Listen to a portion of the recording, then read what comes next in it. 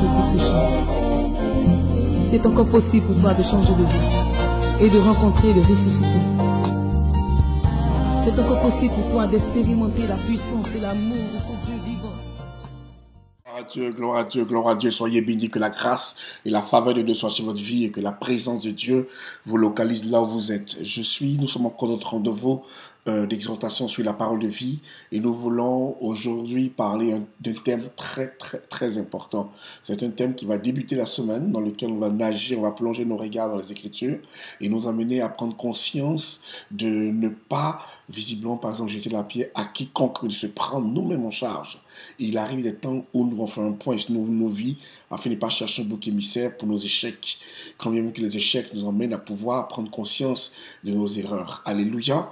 Alors, la Bible nous dit ici, dans le livre de Philippiens chapitre 2, à partir du verset 1er, il dit « Si donc il y a quelque consolation en Christ, il y a quelque soulagement dans la charité, il y a quelques unions d'esprit, il y a quelque compassion et quelques miséricordes. » Il dit « Rendez ma joie parfaite, ayant un même âme, enfin du moins un même sentiment, un même amour, une même âme et une même pensée. » Gloire à Dieu.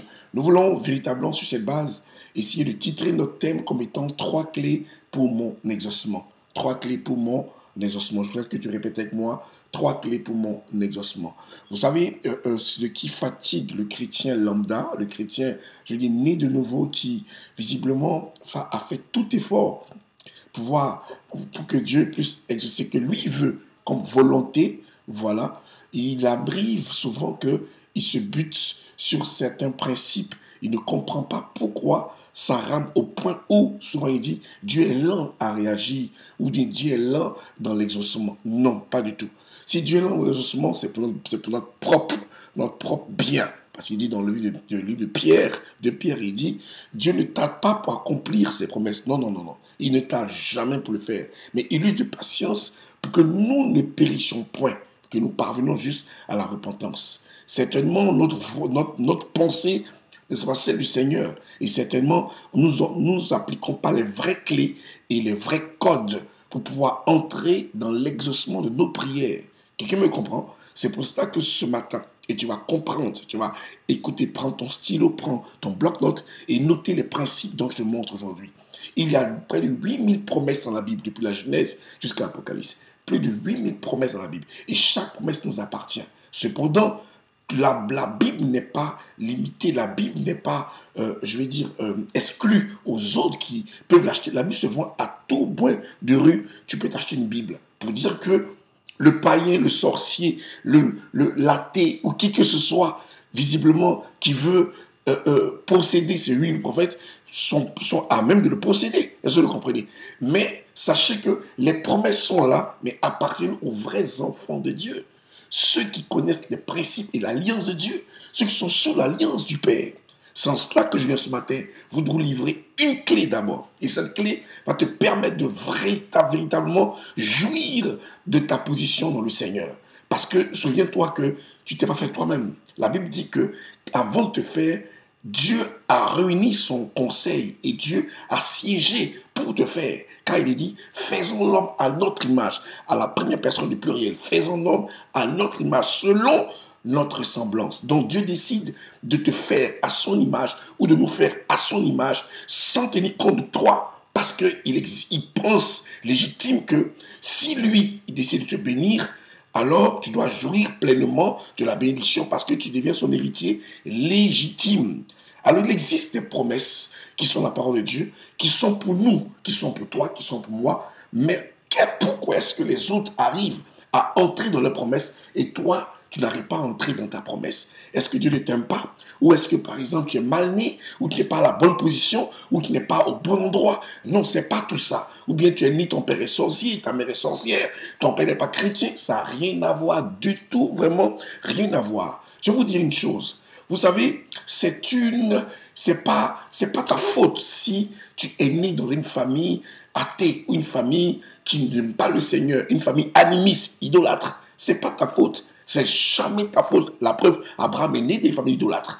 Vous voyez, c'est pas ta faute. Mais ça sera ta faute si tu arrives à mourir sans connaître le Seigneur ou bien à mourir pauvre comme tes parents ou à mourir sans connaître le Créateur, celui qui détient toutes les promesses pour que tu puisses être épanoui. Ça sera vraiment ta faute. Tu peux naître pauvre, ça c'est pas ta faute, mais c'est ta faute si tu meurs pauvre. Tu dois devenir riche, épanoui, puissant, fort, perspicace, impacteur. Tu dois être un coach divin pour tous ceux qui ont besoin de toi. Dis amen à ça. Alléluia. C'est pour ça que la clé que tu vas avoir, c'est une clé qui va te permettre de pouvoir ouvrir toutes les portes, du moins celles déjà qui étaient fermées avant d'entrer dans la deuxième porte.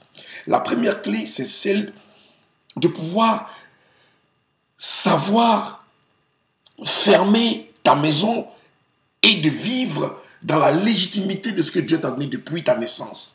Avant que ta mère te mette au monde, Dieu t'a déjà sollicité étant gagneur, étant leader, étant roi, quelqu'un prince, quelqu'un qui jouit de toute la grâce que son Père lui a donnée. Avant même que tu viennes au monde, ta chambre était déjà décorée. Avant que tu viennes au monde, tes layettes, c'est-à-dire tout ton trousseau est déjà fait. Avant que tu viennes au monde, ta poussette et ton massicosy, ton biberon doré, tes couches, tout ça, ton lait, biberon, toutes tes couches étaient déjà propres. Exactement. Si mauvais que nous sommes des hommes, nous préparons cela avant la naissance de nos enfants, comment Dieu pourrait-il ne pas préparer tout ce qui est bon pour nous avant que nous viennons au monde?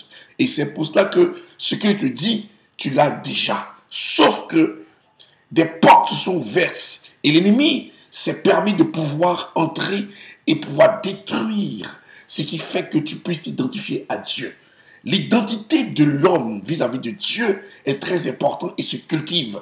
Et lorsqu'on est de nouveau, automatiquement, cette identité commence à être activée. La nouvelle naissance active l'identité, notre image et notre ressemblance à Dieu. Et lorsqu'on est de nouveau, on doit préserver cela en méditant, en priant, en écoutant des choses du Seigneur, louanges, psaumes, tout ce qui pourrait nous exhorter et nous édifier. Cela permet de faire grandir l'identité de Dieu en nous. Vous comprenez? Et ça fatigue le diable. Et le diable ne peut pas te permettre de pouvoir te laisser jouir de cette grâce-là à l'intérieur de ta maison. Mais regardez comment il est véritablement audacieux. Quelque chose qui ne t'appartient pas. Tu es loin de la maison. Il n'est pas dans ta maison. Tu es dans ta maison. Tu jouis des choses de ta maison. Tu jouis des affaires dans ta maison. Mais l'extérieur, celui qui est à l'extérieur est fâché. Il veut entrer pour t'empêcher de vivre ce que Dieu t'a donné dans ta propre maison. C'est pas que c'est à l'extérieur, parce que nous sommes dans ce monde, mais nous ne sommes pas de ce monde. Il peut faire ce qu'il veut lorsqu'on sort de notre environnement. Mais lorsqu'on est dans notre environnement, on est maître des lieux. Ce qui le fatigue, c'est comment infiltrer ton environnement pour déstabiliser ce qui te permet de pouvoir t'identifier avec Dieu. Dis Amen et dis Papa, il faut commencer. Alléluia. Alors je te dis ceci, la première clé, c'est d'empêcher l'ennemi de détruire ta foi. Parce que la Bible dit dans le Romain, il dit la foi vient de ce qu'on entend, et son temps vient de la parole de Christ. Et cette parole qui arrive vient pour pouvoir nourrir ta foi. La foi naît, elle vient de ce qu'on entend, son temps vient de la parole de Dieu. Alors cette foi-là doit t'emmener à pouvoir profiter, jouir, être épanoui de toutes les promesses que Dieu t'a données. Tout ça. Mais comment faire pour protéger cette foi-là? Il faut la protéger. C'est pour ça que Pierre parle à l'église. Et Pierre dit dans le livre de 1 Pierre chapitre 5, verset 7 à 8, il dit que, bien aimés, soyez sobres. Vous voyez? Il dit, vivez dans une sobriété et soyez vigilants. Pourquoi? Parce que au dehors de votre maison, à l'extérieur de vous, le méchant habite. Le diable rôde autour de vous comme un lion rugissant. Écoutez, c'est pas qu'il plaisante, on dit il rugit même. Parce qu'il n'y a pas d'espace. Tu ne lui fais même pas une ouverture dans ta maison. Tu évites qu'il rentre même. Il dit, comme un lion rugissant, cherchant qui va le dévorer. Vous savez, quand quelqu'un veut te dévorer, c'est qu'il en a marre. C'est-à-dire que tu as fermé ta vie. Il n'y a pas d'impudicité, il n'y a pas de mensonge, il n'y a rien qui rentre. Tu as verrouillé ta vie et tu jouis, toi et tes enfants, du bonheur que Dieu a donné à l'intérieur de toi.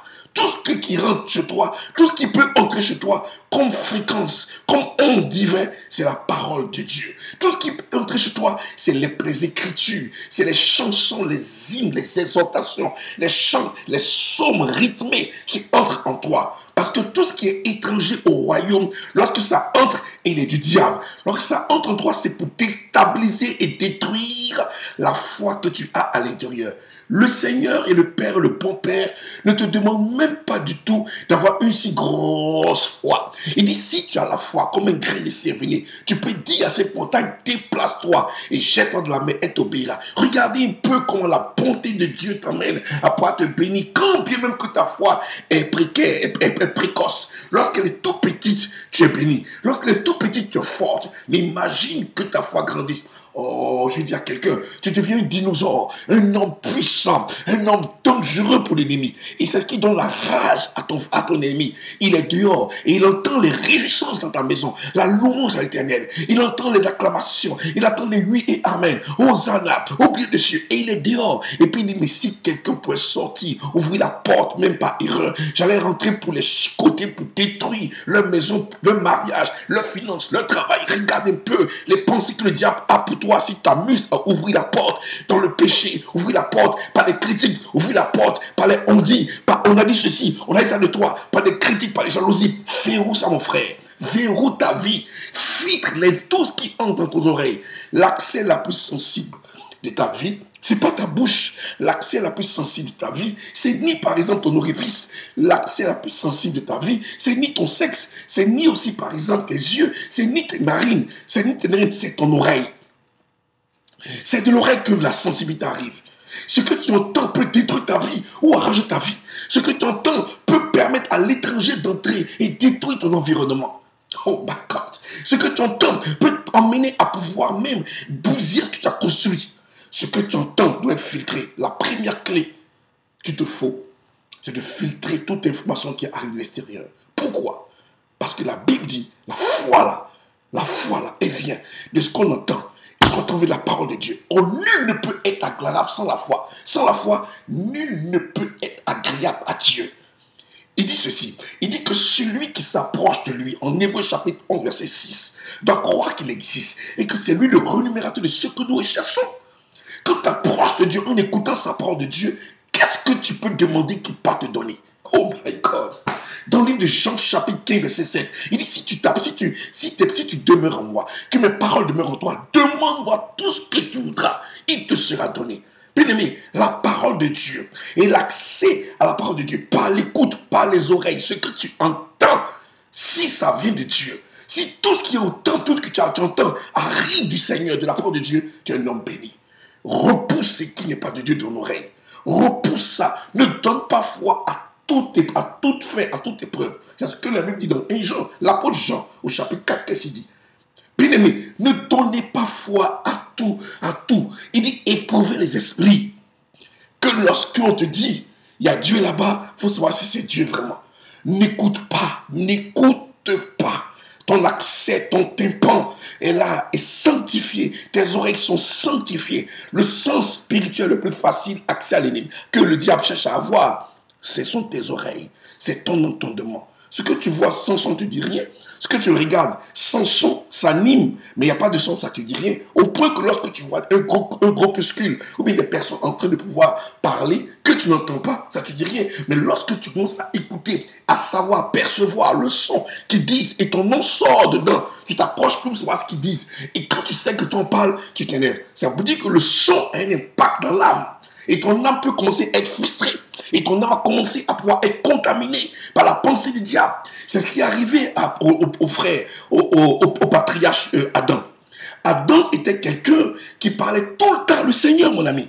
Il parlait tout le temps Dieu. Il avait une heure précise, le soir au crépuscule, après un lourd labeur. avoir cultivé la terre, avoir la garder. Lorsqu'il s'était reposé auprès d'un arbre, la Bible dit, le soir venu, la voix de Dieu parcourt tout le jardin et il causait des choses du lendemain. Et un jour après que le péché est entré, qu'il ait tendu son oreille pour écouter ce que son épouse a dit, il dit, Adam, viens voir, il y a quelqu'un qui m'a donné quelque chose. Voilà quelqu'un qui m'a dit que ce que Dieu a dit, c'est pas forcément ça. C'est parce qu'il n'y a pas que nous puissions être comme lui. Regarde ce qu'elle est partie entendre et ce qu'elle donne à son mari. Ça a impacté l'âme de son mari. Ça a pollué l'âme de son mari. Une fréquence démoniaque est rentrée dans l'oreille de Adam.